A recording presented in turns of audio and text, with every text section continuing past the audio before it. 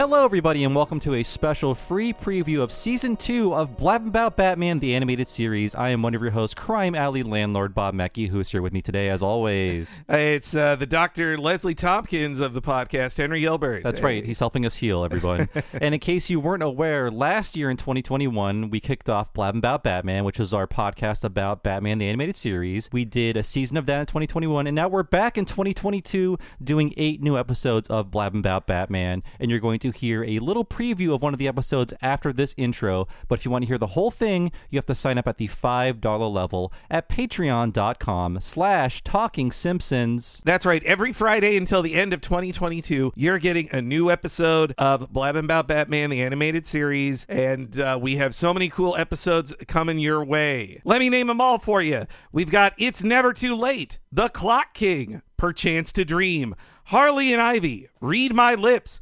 Harlequinade, Over the Edge, and Legends of the Dark Knight. All classics hand chosen by me and Bob. And if you sign up for $5 a month at patreon.com/TalkingSimpsons, you can hear them all as they go live throughout the end of 2022. You'll also get to listen to Season 1 of Blabbin' Bout Batman and all of our past miniseries, including Talking Futurama, Talking of the Hill, Talking Mission Hill, and Talking Critic. And that $5 level also gets you access to monthly new episodes of Talking Futurama and Talking the Hill, as well as early access to episodes of Talking Simpsons. It's a good deal, folks, and it's what Batman would want. Yes, at patreon.com/TalkingSimpsons. There's a ton of cool stuff there. Also, you know, if you're tempted by this stuff, you should know at the $10 premium level, we have also covered a couple of Batman animated classics as well. Our very first What a Cartoon movie was Batman Mask of the Phantasm, a huge favorite for me and Bob. Then we also did Batman Beyond Return of the Joker. That was also a ton of fun. And hey, if you also like all this comic book stuff, we've covered stuff like Spider-Man Into the Spider-Verse there too. Over 4 years of What a Cartoon movies at that premium level at patreon.com/TalkingSimpsons. That's it for our little intro. Now please enjoy our little preview of Season 2 of Blabbin' Bout Batman, the animated series.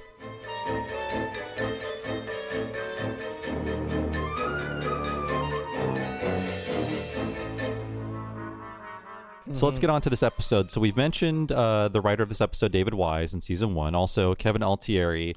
We have not talked about this animation studio on this podcast, and that is Sunrise. And I believe we probably did a bio on Sunrise when we did a Gundam Wing episode of What a Cartoon, or maybe the original Gundam. I forget. We did both of them. Definitely for Mobile Suit Gundam, I did like the origin of Sunrise kind of thing, but only up to the launch of Gundam, I'm pretty sure. Yeah. But I think we briefly talked about them because we covered his Silicon Soul.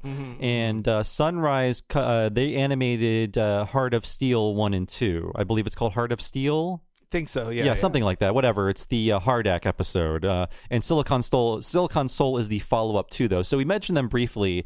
But to recap, just to go over this again, we talked about this in the Big O podcast as well. So some people involved in the production of the Sunrise Batman episodes likely went on to create the anime series The Big O. Or maybe just the presence of Batman at their studio inspired people. There's no way to know because all we have is animation services by Sunrise. And that's it. Because the apocryphal story is The Big O made by people who made Batman. Not true, really. It's sort of like... as of this recording, it's like, oh my god, the Simpsons Death Note parody, the same people who made Death Note made that. Not really. People that did In-Betweening for Death Note and 30,000 other shows did a fine job on that, but it's not like the Death Note people were flown into Burbank and animated that entire parody. Yeah, no, I mean, it was like a sub-studio of a sub-studio, really, which like... Dr. Movie. But Dr. Movie did a great job. I don't want to say they didn't. Like, they did a great job with... you know, a very difficult thing of for something that'll be seen in American prime time, like probably with very exacting standards on them. I think they did a great job. But yeah, I know what you mean. Sunrise, technically, you know, they did animate Batman, but their output on a few episodes of Batman is an asterisk in their work everywhere else but America, I'd say. There's like 7 years between Batman and Big O, or 6 years, or something like that. There's a big gulf of time. Though this does have the feel of a Big O episode of like a weirdo shows up and then disappears just as strangely. But Batman does not get into a giant robot. Sunrise was actually dropped from the series along with ACOM because the producers were not happy with their work. I understand ACOM. We're actually going to get to an ACOM episode next week, and I know why they dropped ACOM. but they're crazy for dropping Sunrise. This episode looks great, and I love all of their stuff. Mainly, I guess it could be a tiny bit inconsistent, but the highs are very, very high, higher than anything ACOM could put out. Yeah, I mean, is it as good as TMS or Spectrum? Like, no, not on their best day, but I think it's still one of their better ones. Maybe, I heard them, not about Sunrise on commentaries, but I've definitely heard them say that they think that when I say they, Bruce Timm or other producers say they are always wary that they pay Sunrise prices and then they find out Sunrise or some other studio subcontracts to somebody else on top of that. Perhaps they were suspicious of that. I'm not sure. But I mean, definitely when you're Sunrise and you're working on major franchises like Gundam, even in the early 90s, Batman isn't your top priority, You've got a lot of bigger fish to fry. Mm-hmm. And just some basic Sunrise facts. We covered this in previous podcasts, but founded in 1972 by former members of Osamu Tezuka's Mushi Productions. And Sunrise is actually basically a dozen studios. So it's very, very big. They made things in the 90s like, Gundam has existed since 1970s, but all the Gundam series, 90s hits like Escaflowne, Cowboy Bebop, of course, and then Studio Bones was formed out of some folks who left Sunrise to make their own studio. Now Sunrise, like most things in Japan, owned by Bandai Namco and now called Bandai Namco Filmworks. Oh, man, that's sad. I didn't know Sunrise was called that now. That's sad. Yeah, I mean, it makes sense for Bandai. They're like, we make all the money off these Gundam models. We should just own Gundam and the thing that makes Gundam. Yes, you make the animated toy commercials. We should own you. I don't understand why we don't. Oh, Gundam is smarter than a toy. I mean, it is a toy commercial. Yes, but, so was the Big O. That was the original intent. We're going to have a different giant robot in every episode that people can buy.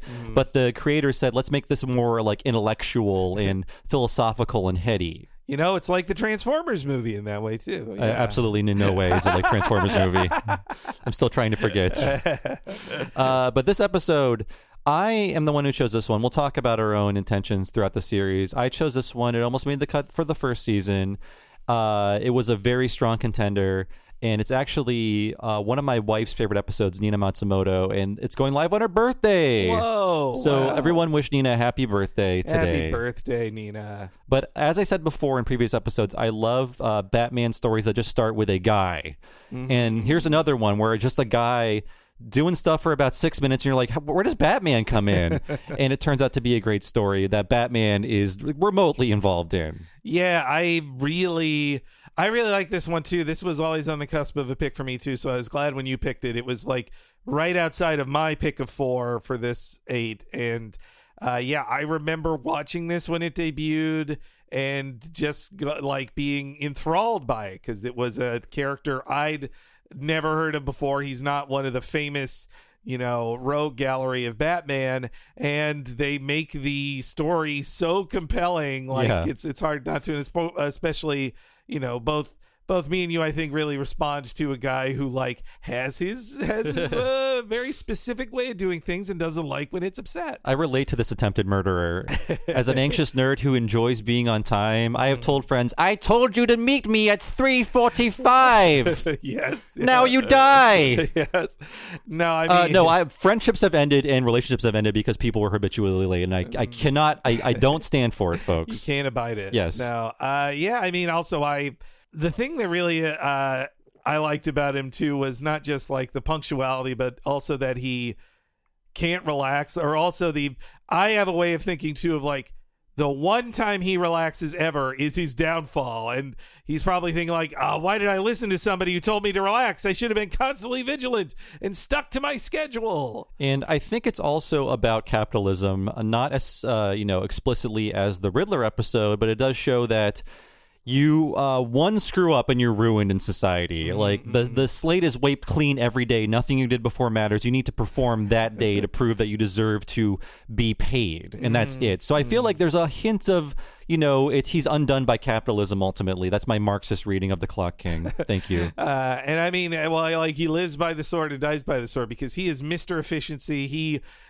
he builds a system that then destroys him, but he can't blame the system. He blames the mayor. Yeah. And yeah, I mean, later in life, I'd learn about the Clock King, and like the comic book Clock King is nothing like this Clock King at all. And we'll talk about him when this guy becomes the Clock King. I have a little bio, but I'm sure you know more than me, Henry, about this guy. Well, I also see this as like them picking out, like, okay, every episode can't be the famous guys. Let's pick out one of the weirdos. And, he's not as silly as, say, he's close to as silly as the Condiment King, who then would get a cartoon later. Yeah. But not as silly. But they found a way to give him, like, a tragic backstory like Mr. Freeze, which is just awesome. I think my only real issue with this episode, is that, like, I think the plotting could just be a little better. Also, like, Robin should be in this, not Alfred. That's my other problem with this episode. I think he should be... I think they wrote an episode where it should be a sounding board for Batman saying things. It should be Robin replying to him. Batman getting like chauffeured around all day in the daylight by Alfred, that feels a little off to me. I like Alfred more than Robin, though. Oh, come on. Robin's cool. Get him out of the show. He's lucky he doesn't ruin this show. Man. Well, that's just because you don't think Dick Grayson's sexy. No. I think Alfred's sexy. No. I'm more of a Poison Ivy kind of guy. Sure. Well, hey, we'll have that in a couple weeks. Yes, finally. I remember watching this as a kid. We're about like in week 3 of the show airing on Fox, and I was like, the Joker and Mr. Freeze, all the people that seem very cool, the powers and interesting mental illnesses. And here's this guy. As a kid, I was like, who is this guy? He's just a guy, and he's got no powers. And I thought that was interesting. I was just like, I was not used to seeing that sort of a crime story in a Batman cartoon like this. That was starting with some of the bigger guns like Catwoman and Poison Ivy and the rest. Yeah, I agree. It showed that they could do. It's an early one where they prove they can do something interesting with a character who wasn't really on like the Adam West show or any of the movies before. Like without the cultural cachet of the Joker or whatever, you can just go into this and like they have to prove to you that the Clock King is a worthy adversary for Batman. A nerd with glasses who's on time all the time. How can this guy do anything to Batman? They convince you of it. They actually make it work. He's good at planning and also surprisingly good at fighting Batman. Yeah. So, I took that to be, hey, he had 7 years after his brain broke. And if he's that dedicated to punctuality, then he could, I think, when driven, can give that same dedication to probably working out 6 hours a day, working out his brain, studying all the Batman math. So we open on a filthy Gotham subway station inside of a filthy subway car, and the doors slide open, and this very well-dressed stern man holding a briefcase and a stopwatch boards. And he says, basically, the theme of the episode, it's about time. On my third rewatch of it, it was like, oh, that's great. That's the first line. That is perfect. Yeah. And I remember, this is related, by the way, when the Back to the Future game came out in 2010, the Telltale adventure game, the first episode was called It's About Time. And I was like, wow, that's so clever. And then I saw, a million time travel things are called It's About Time. Yeah, so it's not really that clever. It's what everybody's first thought is. Yeah, but that was the first time I saw it in 2010. I'm like, wow, how did they think of this? Also, you know what? One negative I'll say on this episode too is could have a better title card. It's just like a bunch of clocks. Yeah, like, some of the boring. title cards aren't great. They are just very basic and bare bones. You remember all the great ones, but also I don't think it's a coincidence that a guy like Temple Fugit is obsessed with trains. Let me just say that too. Yeah. Yep. No, you're totally right about that. And it's funny how, it's very intentional, but he's undone by the train, basically, or by Hill on the train, and then Hill's future as a mayor has to do very much with making the trains run on time, which is the thing you say about a guy who people don't like. Well, at least he makes the trains run on time. Yeah, it's perfect. It is a great children's politics episode, and yeah, it all is mirrored so well, like all these things back and forth, like this setup here of Fugit getting on the train is also Fugit's mistake, like many an awkward, anxiety-ridden written person is he mistakes he's like, hey, I see you every day. You're my friend. It's like, he doesn't think about you that much, the other guy. Yeah, Mayor Hill is on the train. He's buried in a newspaper.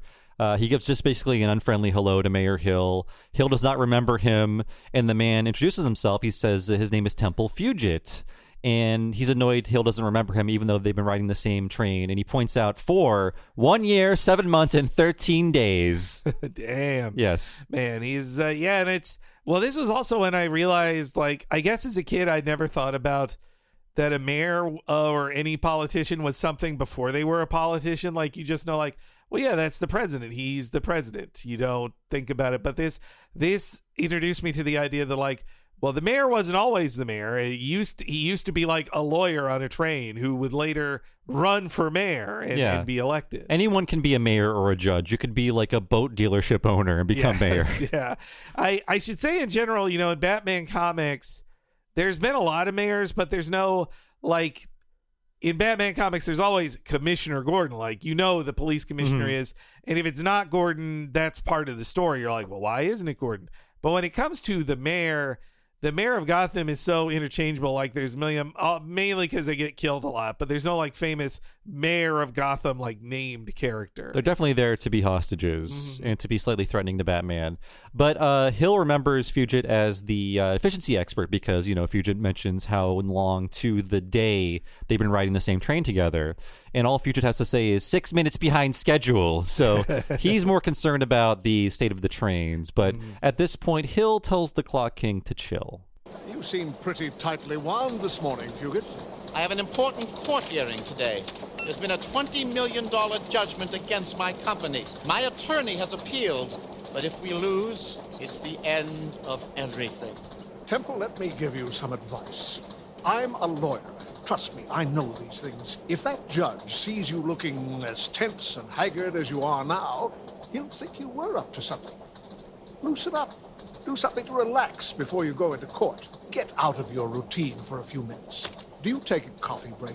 Of course, every day, at 3 on the dot. Then take it at 3:15. But my schedule...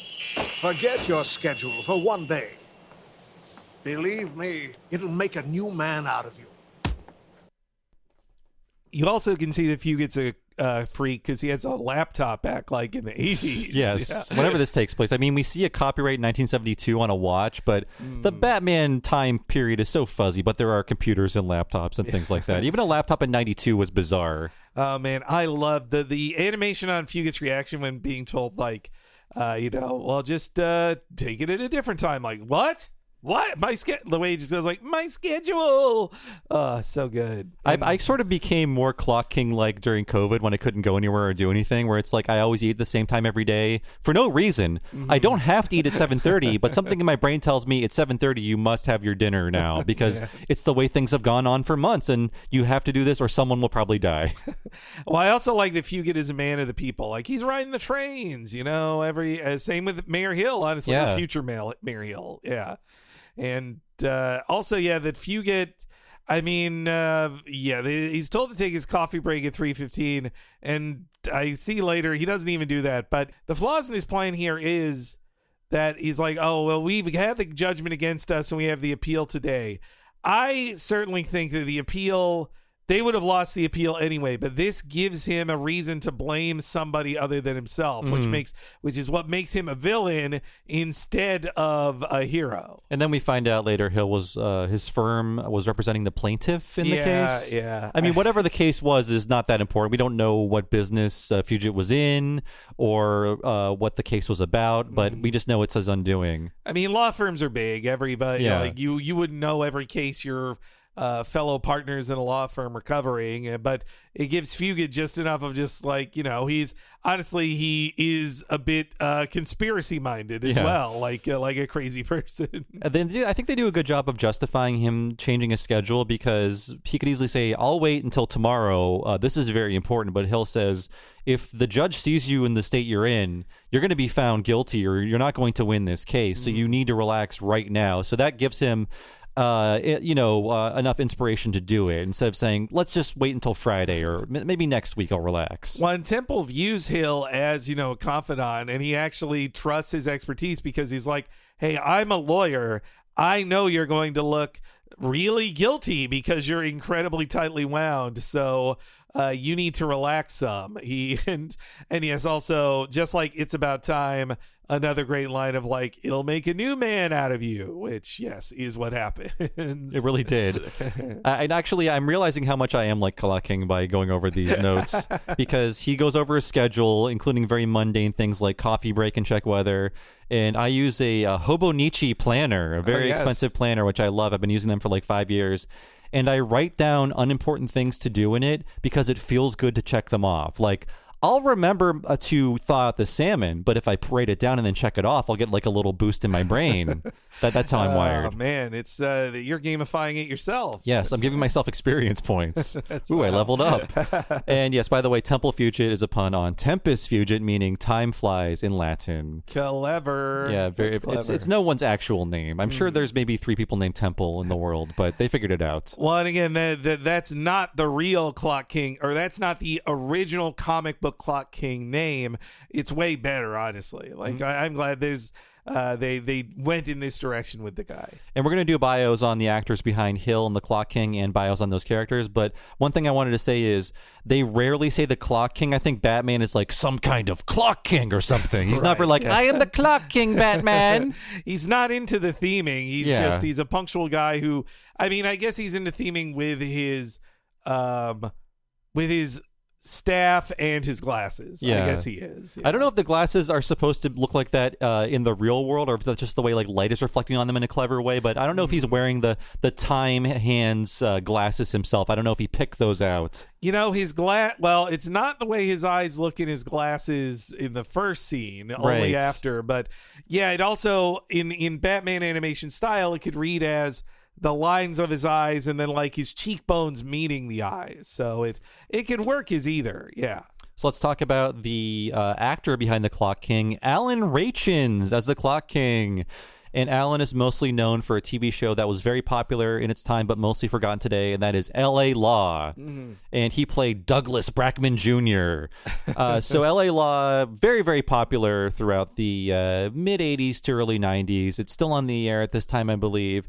And L.A. Law recently resurfaced in social media because there was an episode in 1992 starring Dan Castellaneta as a man inside of a Homer Simpson costume. Mm-hmm. And he's in the costume and he's doing the voice, and the entire L.A. Law episode is about this guy in the mascot costume complaining like, I can't do my job, it's too hot in this. And by the end of the episode, the entire jury is in the Homer costumes. Right. Have you seen this clip, Henry? I've seen the clip. Yeah, it's going all around, and it's the first time anybody has thought about L.A. Law on Twitter ever. Like, it's a completely forgotten show. I remember it as like, again, a parents show. Like, it was like a sexy show that had I remember seeing, the only other time I remember seeing L.A. Law mentioned on anything is it was like on one of those lists of first time a gay thing happened in some context. I think it was one of those. It happened even up to about like 15 years ago where an actress on the show, her character would get a girlfriend for like 2 episodes and then go back to dating men, but they would mainly just do it to have 2 girls kiss for an episode to spike the ratings, and then instantly stop writing any gay storylines in the show soon afterwards. NBC won't let us do anymore. Yeah. And Dan was in that episode, and it was about Homer because Fox produced the show for NBC. Right. It's one of those things. It was one of those back in the day before most things on channels are produced by the same production company that owns the channel. Yeah. His other most notable role is of Dharma's hippie father on the equally forgotten Dharma and Greg. So there you go. That sounds the complete opposite of the Clock King. Yes. Yeah. And also, I was looking up Alan Rachins. What else has he done? And he was also the spokesperson for Breath Ashore with George Kennedy. Now, Breath Ashore was a breath mint product that promised to freshen your breath from inside of your body, but they could not prove that actually worked. So by the late 90s, the company was defunct. Oh, I see. Yeah. I did see his most recent credit is on Young Sheldon. He was or one of his most recent, so he's still active as an actor. Yeah, like with a lot of these guys, just a zillion character actor roles and maybe one or two regular roles on a sitcom or drama or something like that. I mean, years and years on LA Law. I guess it probably doesn't get him a bunch of syndication money, since I don't think it's one of those highly syndicated shows or anything. Yeah. And also as Mayor Hill, we have Lloyd Bachner. So Lloyd Bachner, he passed away in 2005 at the age of 81. He's a character actor, an incredible amount of acting credits, though his most famous role is of the protagonist of the classic Twilight Zone episode To Serve Man. Oh, okay. Right. Yeah. Which unfortunately has been overwritten by the Simpsons parody of it. Yeah, that was the only reason I watched it, to be like, all right, that was the most recent time I watched it, was when we did the first Treehouse. I was like, all right, I should watch this again. It's been a long time. And obviously the only actor by name I remember in that one is Richard Kiel. Yeah. Egon himself plays the lead alien. To us, he's Egon, not Jaws. Egon. Yeah, Egon is his number one role. Yeah, and I believe he reprised that role because they did a parody of that episode in The Naked Gun 2. Oh, wow, man. That's, I watched a million times 1 and 3, but barely any of 2. And also, Lloyd Bachner played Mayor Hill in 8 additional episodes of this run. 2 episodes of the new Batman Adventures, and he also played Mayor Hill in Batman Vengeance. And like I said, countless roles on TV shows over the course of 4 decades. If you turn on MeTV right now, there is a very good chance you will see Lloyd Bachner.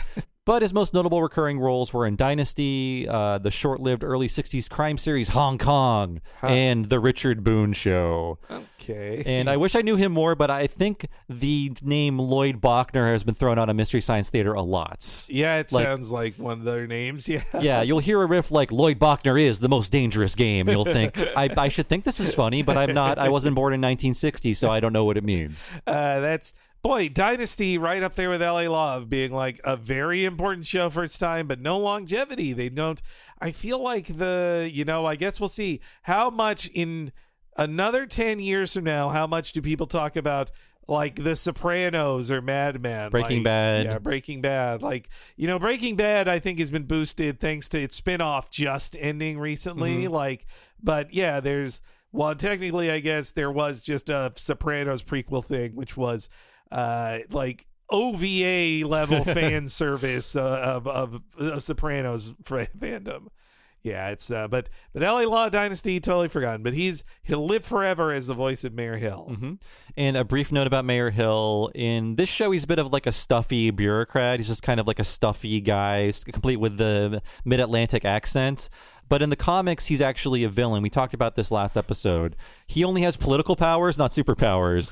And by the time this started airing, Hill was basically a 10-year-old character. He had existed for 10 years in the comics. So he's a fairly new character for Batman. But yeah, he was a corrupt mayor in the comics. But here, he's very benign. Wow. Okay, right. I actually, I don't associate Mayor Hill too much in the comics. But yeah, he's, when I think of him in the show, which is, I guess that too is, for a kid's show, they break some rules, but I think they don't want probably some standards and practice rule was you can't have kids distrust an authority figure this much. You can't have an evil mayor. Yeah, and this one he's actually pretty good because we see he actually gets things done. He does make the trains run on time. He actually supports infrastructure and mass transit. Yeah, I mean, Mayor Hill actually supports mass transit. He's not privatizing it to a bunch of companies or shutting down tunnels into towns or making it so low-income people can't live somewhere. It's kind of impressive in him. That's something else too in this episode that would make it a deeper mystery, but they don't really have time for it. There's nothing about who's running against Mayor Hill. If there was more time for the Clock King episode, Batman would probably first investigate the guy running against Mayor Hill because he'd be the first person to benefit from attacks on Mayor Hill. That is true. I never thought of that, but I guess he's the incumbent, so it's a sure thing. It doesn't matter at this point. It's in the bag. Yeah, in Gotham. Well, also, you would think in Gotham you'd get a lot more of these tough on crime guys. Mm-hmm. in Gotham. They just let Batman solve everything. It's just like, no matter how many cops we hire, the Joker's still going to mess things up. So Batman is not on our payroll, and that's good. I think what you said before, but like the Gotham's like the only city that would justify all of the armored cars and the gigantic police budgets that exist in the real world. Like if Gotham was real, then it would make sense to have that many kind of like armored cops there. But yeah, every police car would be a tank if Gotham was real. So we see Fugit's office. He's working intensely on paperwork. We see him abuse a clerk because the clerk brings in a stack of papers. He complains that he wanted those 5 minutes ago, and he tells the clerk, I know how long it takes to photocopy 37 pages, and you took longer than that. This lets you know he's a jerk. Like, you shouldn't feel too bad for him. He's a manager torturing his employees, you know. He's not a great guy. And you can see all of his employees are basically trained to work around his schedule because the secretary comes in at 3 on the dot with his coffee for his coffee break. And this is when he hears the words of Mayor Hill echo in his head, you know, get out of the office, wait until 3:15. That was when it felt like, this is where they feel it's a kid show and they don't trust you that much. Yeah.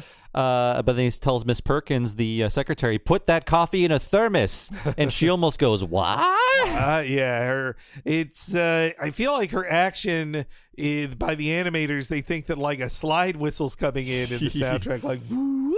Like, luckily the musicians or the composer was a little more had some self-control. Oh yeah, well I mean the Shirley Walker and her team, they know how to underplay moments like that. Yeah, and I love how the show takes its time. You're going to hear that a billion times throughout the series, but in here I love him trying to relax. Like, I guess this is what relaxing is like, and I felt this way too, where it just you keep working, and then when it's time to relax, you're like, well, I need like the energy of stress to keep me going. What do I do now? And that's what he's doing here, where he's like, well, what do I do? I just sit here. I just have my thoughts. What's going on here? But eventually he's able to let his himself relax. His shoulders droop a bit. He breathed a sigh of contentment. So over the course of like 25 seconds, he learns how to relax a little bit. And that's like instantly it shows that was a mistake to him, at least.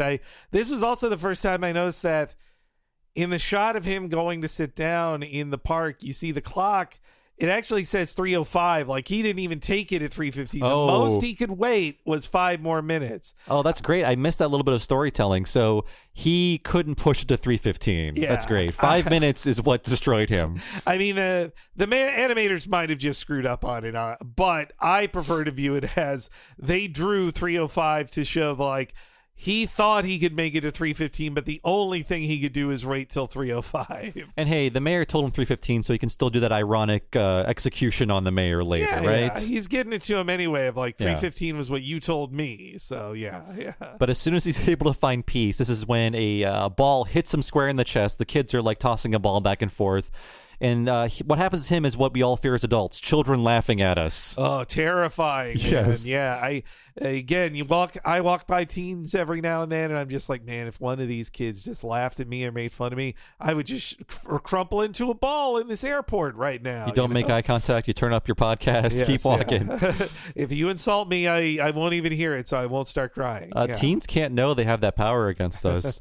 So yes, because of this, the papers he brought to the park that he planned to, check out on his break, they scatter across the park. He's running across the park trying to grab them. One page falls in the fountain. He climbs up on the fountain. He's reaching over to grab it. That's when this little shit-eating dog sneaks up behind him, barks, and he falls into the water. He looks a little like Snowy, the Tintin's dog, at least in shape. Not obviously in color. Snowy's white. This is like a Little Rascals gag, though. His undoing. That's what makes it so funny too. That like in tragic comic, that the thing that destroys this guy is basically like a Charlie Chaplin short. Yes. Oh, definitely like a Three Stooges gag. Yeah. So and then he's doing this. I kept forgetting. Like, oh wait, is this? I kept forgetting that it's the same day. Like he said, today I have this appeal judgment, so that's why this makes him late. He did it on the same day. Yeah, a lot of it is just like the bad day that undoes a man, these episodes. And let's hear more of his bad day.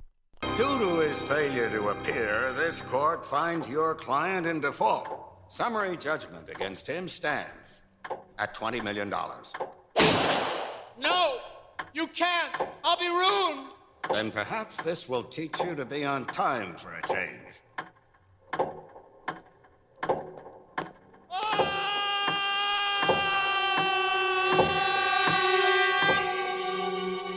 A lot of ambitious push-ins. Oh man, straight into his mouth, into the mouth of madness.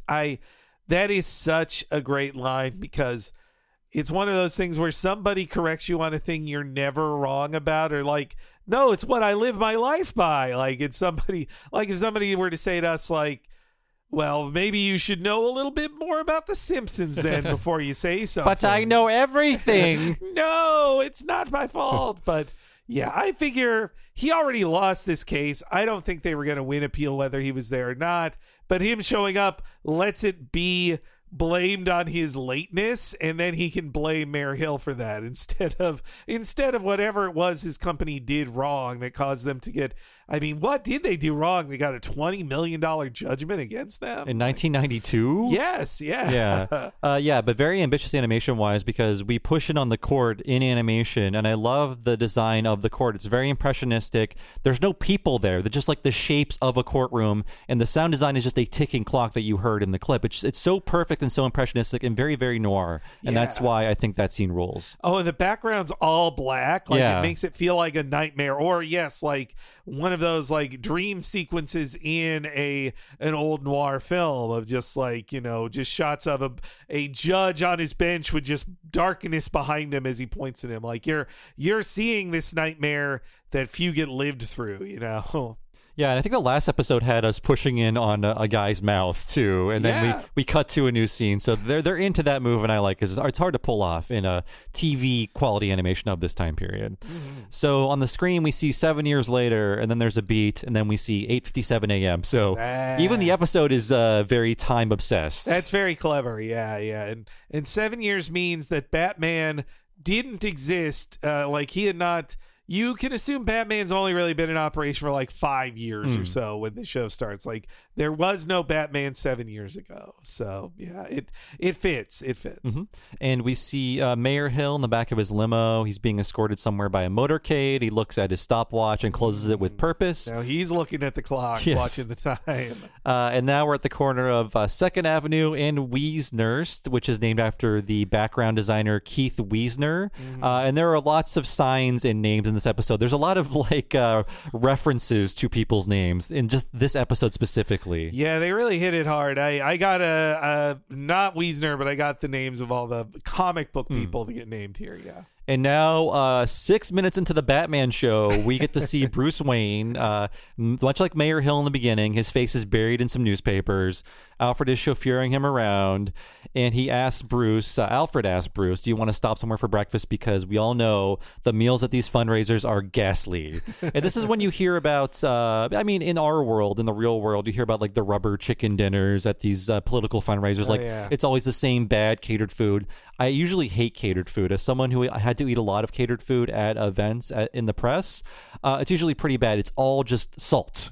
It's just like, this is cheap food, dump salt on it. And also a vegetarian, eat an entire mushroom. Yeah. Do you like eating an entire mushroom? You can put it between a bun. You can put it in a burrito. All we have for you is mushrooms. We covered that in Salt too. Yes. Yeah, I mean, and Bruce, unfortunately, he can't even take advantage of the best thing on these functions, which is open bars. Like, because Bruce Wayne does not drink. That's what a loser. Yeah. Maybe he'd calm down a little bit. He'd unwind a little too. Yeah. I think him and CM Punk should hang out. But knock back a few. But Bruce Wayne, actually CM Punk loves Batman. It's one of his really favorite characters. That makes a lot of sense. but yeah, no, I mean, this is a cool thing they've done in a lot of comics and in other things too, where Bruce Wayne isn't just, this gadabout playboy. He goes to these things because it lets him connect with the powerful people in person, like, and get rich guy secrets out of them that Batman wouldn't normally get to hear. Yeah, even in the car, he's kind of like an ass kisser to Mayor Hill. He's kind of defending him, saying, I don't think Mayor Hill would want to poison his supporters, Alfred. Yeah, see, Batman, Batman should be independent and objective. He should be doing his Batman thing no matter who the mayor is. I agree. Yeah. But something is amiss in Gotham. Really? If he were in a hurry to get to the food, he'd be ahead of us instead of behind us.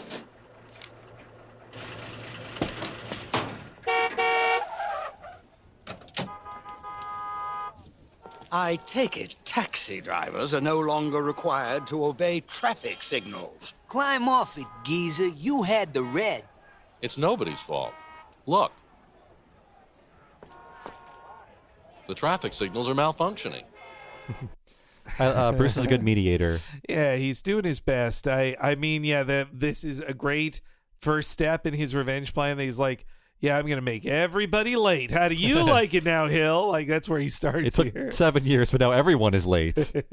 And you know what? If I was going against Hill, I wouldn't get him on, like, things not running on time anymore or whatever. I would use the fact that, like, he's weak on crime. His own district attorney became Two-Face. That's true. This guy's bad. But I mean, if you are a criminal, you want him to be weak on crime, right? Yes, you don't want to point that out. Like, he should be locking me up.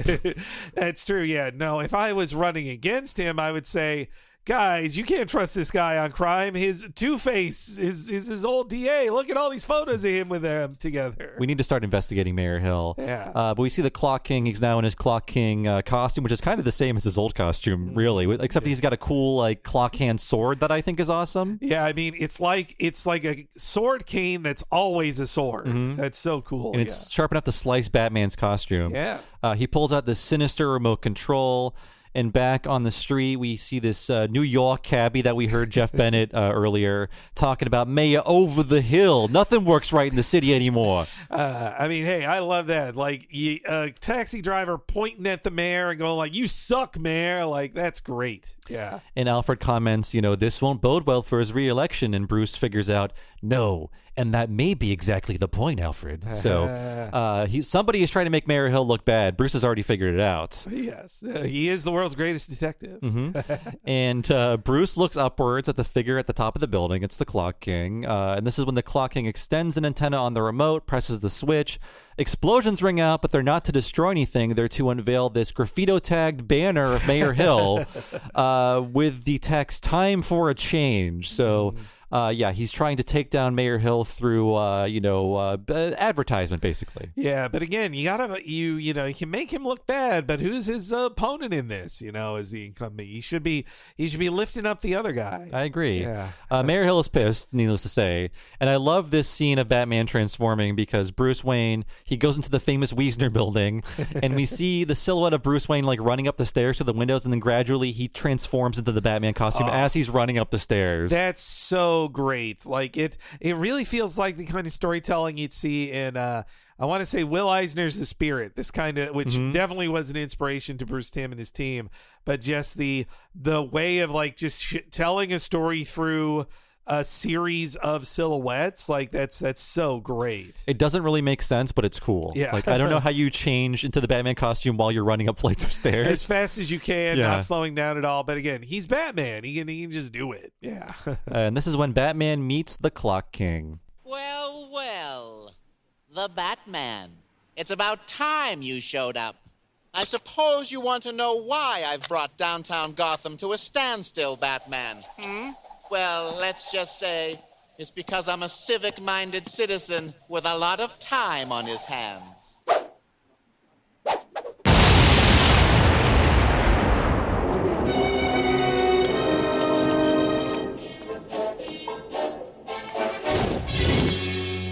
I want some answers, wise guy. Talk! A pity. I don't know what to tell you, Batman, except perhaps that the 9:15 is always 6 minutes early. Yeah, I just love his bravado. This dork mouthing off to Batman, and like when he's able to escape through such a cool like.